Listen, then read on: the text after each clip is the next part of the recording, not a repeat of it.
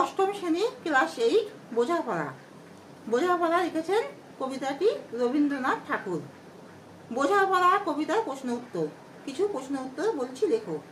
কোন পত্রিকায় যা ঠাকুর বাড়ি থেকে প্রকাশিত ও রবীন্দ্রনাথ সেই পত্রিকাতে নিয়মিত লিখতেন? ভারতী ও বালক পত্রিকায়। ভারতী ভয়াকার ঘি ও বালক পত্রিকায়। সেইটি সবার চেয়ে সেরেও। কোনটি সবার চেয়ে সেরেও? জীবনে দুঃখের সাগর পেরিয়ে সুখের কিনারায় উঠতে হবে। জীবনে সুখকে কেউ একেবারে পায় না, আগে দুঃখকে পেরিয়ে তারপর সুখের সন্ধান পাওয়া যায়। এ কাজে বিপদ আছে, তার মাথায় রেখে এগিয়ে যেতে হবে। এই সুখের কিনারায় পৌঁছাতে গেলে বিপদকে মাথায় রেখেই পৌঁছাতে হবে। মুহূর্তের ভুলে সবকিছু ওলটপালট হতে পারে। তাহলে মুহূর্তের ভুলে সবকিছুই ওলটপালট হতে পারে, সম্পূর্ণ ধ্বংস হওয়ারও আশঙ্কা থাকে। তাই সতর্ক হয়ে চলতে হবে। সবার সাথে মিলেমিশে দুঃখ সাগরে ভাসতে হবে। সবার সাথে মিলেমিশে দুঃখ সাগরে ভাসতে হবে এবং তার মাধ্যমে এই দুঃখের ভিতর থেকে সুখের সন্ধানে যেতে হবে। এই তাকে অবলম্বন করে টিকে থাকতে হবে। ঘটনা সামান্য খুবই। কোন ঘটনার কথা বলা হয়েছে? কোন ঘটনা খুব সামান্য? সামান্য ঘটনা বলতে গভীর চিন্তা না করে অগ্রাহ্য ও অবহেলার যোগ্য ঘটনাকে বোঝানো হয়েছে। তাই সামান্য ঘটনা বলতে যেসব ঘটনাকে আমরা তেমনভাবে গুরুত্ব দিই না, গভীরভাবে চিন্তা করি না, যেসব ঘটনাকে আমরা একটু অবহেলাই করি, সেসব ঘটনাকে আমরা অবহেলা করি, সেই সব ঘটনাকে এখানে বোঝানো হয়েছে। জীবনে চলার পথে আমরা অনেক বিষয় ভাবি না, আমরা অনেক বিষয়কে জীবনে তুচ্ছ ভাবি, যার থেকে কোনো ভয় নেই সেটাই ভাবি। সেই সব ঘটনাই আমাদের অনেক সময় বিপদের কারণ হয়ে ওঠে। কবি তাই সেই সব আপাত তুচ্ছ যেসব বিবেচ্যহীন বিষয় তাকেই বুঝিয়েছেন। তেমন করে হাত বাড়ালে সুখ পাওয়া যায় অনেকখানি, এর অর্থ কষ্ট করো। তেমন করে হাত বাড়ালে সুখ পাওয়া যায় অনেকখানি, এর অর্থ কষ্ট করো। ব্যক্তিমাত্র আত্মপরায়ণ, সে বিনা স্বার্থে এক পা ফেলতে রাজি নয়। ব্যক্তি এক পাও বিনা স্বার্থে ফেলতে রাজি নয়।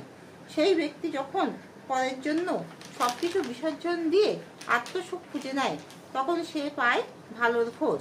তা ব্যক্তি তো স্বার্থপর, কারণ সে নিজের স্বার্থ ছাড়া এক পাও যেতে রাজি নয়। কিন্তু সেই ব্যক্তি যখন স্বার্থ ত্যাগ করে অন্যের জন্য সবকিছু বিসর্জন দেয়, তখনই সে ভালোর খোঁজ পায়। মন ভরে ওঠে তখন তার তৃপ্তিতে। তবে এর জন্য পারস্পরিক ত্যাগ স্বীকার দরকার হয়। প্রত্যেকে যদি নিজের সামান্য স্বার্থ ত্যাগ করে এগিয়ে আসে, তবে পাওয়া যাবে পরম শান্তি। ব্যক্তিকে তার নিজের সামান্য স্বার্থকে ত্যাগ করে এগিয়ে যেতে হবে, তবেই সেই পরম শান্তি সে পাবে।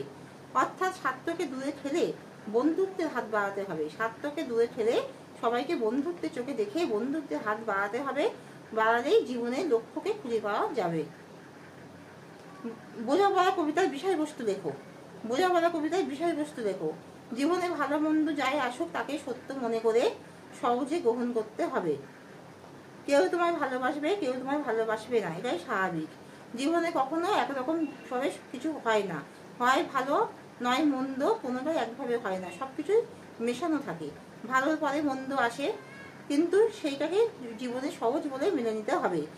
তুমি সবার কাছে কখনো প্রিয় হতে পারবে না। কেউ তোমাকে ভালোবাসবে, কেউ আবার তোমার নিন্দা করবে, এটাই কিন্তু স্বাভাবিক।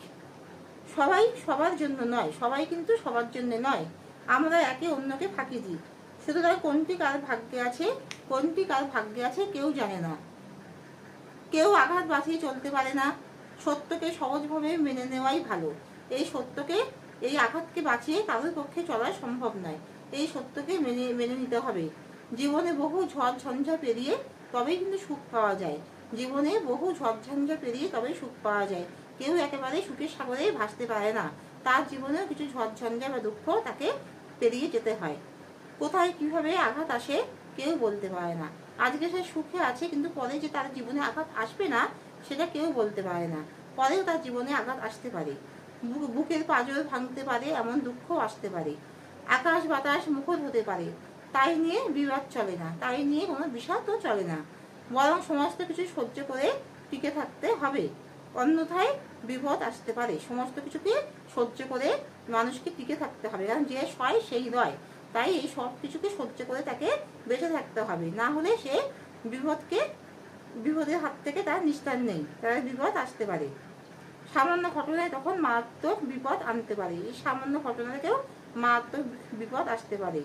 জগতে কেউ কারোর মতো নয়, জগতে প্রত্যেকটা মানুষই আলাদা, স্বাতন্ত্র মানে আলাদা, কেউই কারোর মতন নয়, তবু একে অন্যকে পিছনে ফেলে এগোতে চায়। এই জগতে যেন শুধু প্রতিযোগিতার জগৎ, একজন অন্যজনকে ফেলে এগিয়ে যেতে চায়। অথচ হাত বাড়ালে কিন্তু বন্ধু পাওয়া যায়, কিন্তু মানুষ শুধু প্রতিযোগিতাকেই পছন্দ করেছে, তারা শুধু রেষারেষি করতে চায়। কিন্তু মানুষ যদি একটু ভালোবাসা দিয়ে একটু হাত বাড়ায়, তবে কিন্তু সে ভালোবাসা টানে সে বন্ধু পাবে, পরম সুখ পাবে। সর্বাবস্থায় আকাশ সুনীল থাকে, ভোরের আলো মধুর হয়, সহসার মরণ এলে জীবনে বাঁচার ইচ্ছা প্রবল হয়। তাই সর্বাবস্থায় কিন্তু আকাশ সুনীল থাকে, ভোরের আলো কিন্তু মধুর হয়, কিন্তু মানুষ সেই ভোরের মধুর আলোকে মানুষ বুঝতে পারে না। সহসার মরণ এলে, যখন সহসার মরণ আসে, জীবনে বাঁচার ইচ্ছাই তখন প্রবল হয়। মানুষ যখনই বিপদের মুখে পড়ে, মরণের কবলে, মরণের মতন যখন তার দুঃখ আসে, তখনই তার মধ্যে বেঁচে থাকার জন্য একটা লড়াই তৈরি হয়। যাকে ছাড়া জীবনে শূন্য বলে মনে হয়, প্রকৃতপক্ষে তাকে ছাড়াও পৃথিবী মনোরম। যাকে ছাড়া জীবনে শূন্য বলে মনে হয়, প্রকৃতপক্ষে তাকে ছাড়াও পৃথিবী মনোরম। সুতরাং দুঃখ ভারাক্রান্ত মনে থাকা ঠিক নয়। এই সব কিছুর মধ্যে থেকেও মানুষের জীবনে, সকলের জীবনে দুঃখ আসবে। যে পরম সুখে থাকে তাকেও সেই দুঃখের মুখ দেখতে হবে। এই দুঃখের থেকে অনেক বড় বড় মনীষীদেরও নিস্তার নেই। এই দুঃখ নিয়ে কখনো বসে থাকা, ভারাক্রান্ত মনে থাকা উচিত নয়। সুন্দরের সঙ্গে বিবাদ করলে নিজেকে আঘাত করা হয়, সুন্দরের সঙ্গে বিবাদ করলে নিজেকে আঘাত করা হয়। মনের সঙ্গে মানিয়ে নিতে নিয়ে সুন্দরের সন্ধান করাই জীবনের সাধনা। এই সুন্দরের সন্ধান করাই জীবনের সাধনা। দুঃখের প্রদীপ জ্বালিয়ে আলোর সন্ধানে বের হতে হবে, দুঃখের প্রদীপ জ্বালিয়ে আলোর সন্ধানে বের হতে হবে, সেটাই আসল। সেখানে স্বাতন্ত্রতা না হলে ভালো মন্দে কোনো তফাৎ থাকে না। সেখানে যদি স্বাতন্ত্রতা না থাকে, তো ভালো মন্দ বলে তুমি কিছুই বোঝা যায় না। মনকে তাই বোঝাতে হবে, ভালো মন্দ যাই আসুক না কেন, তাকে মনকে গ্রহণ করতে হবে সহজভাবে। মন যদি ভারাক্রান্ত হয়ে সারাক্ষণ সে বসে বিষাদের সাগরে ডুবে থাকে, তবে সে কোনোদিনই সুখের মুখ দেখতে পাবে না। তাই ভালো মন্দ যাই আসুক না কেন, তাকে সহজভাবে তার মনকে মানিয়ে নিতে হবে। কবির ভাষায় ভালো মন্দ যাই আসুক সত্যের লও সহজে, যাই আসুক সেইটা আসুক সত্যের লও সহজে। তাহলে এখানে শেষ করছি। তোমরা সবাই মন দিয়ে পড়াশোনা করো, আর আমার মিমি কোচিং ক্লাস নাম দিয়ে আমার ভিডিওগুলো সব দেখো।